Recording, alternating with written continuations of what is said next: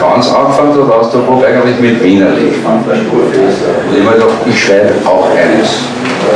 Es kann nicht so schwer sein, man nimmt einfach ein paar Klischees, ein paar Vorzeigstimmen, Dialekt sowieso, geht schon, ne?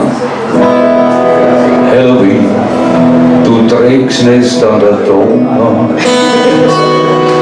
Ich merk schon, es kommt auf den Ton. Der Dialekt allein, ich mach das grad nicht fett.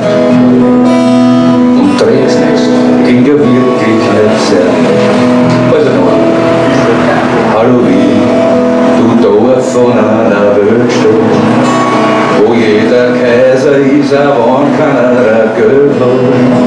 Weil ich da groß wurde, drum hab ich dich so gern. Du bist so anders, aber doch mein Liebesrecht. War doch schon besser, oder? Aber wenn ich immer wieder laut darüber kämpfe, du hast dir einiges schon angeschaut vom Big Apple. Sogar beim Heiligen spielst Strangers in the Night. Viel öfter hast du gute alte Zeit. Apropos alte Zeit.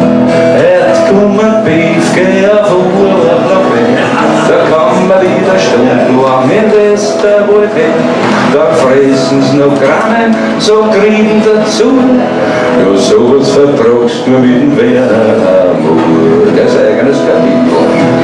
Dieser Amur besteht zum größten Teil aus Ranzen, aber andererseits ein der Bestgrund tanzen, so wie es schon gemacht hat der liebe Augustin. Wenn leid, wenn freit, alles ist schön. Das wäre ein Madel, kennt man in der ganzen Welt. Eine gestresste Gräber, du die drauf und eine gut gestellt. Die wäre Gemütlichkeit kommt größtenteils vom Wein. Ja, overgeredet, ja, overgeredet muss es sein. Und trinken dann im Dreivierteltakt. So lang bis es rund, wo jeder Tag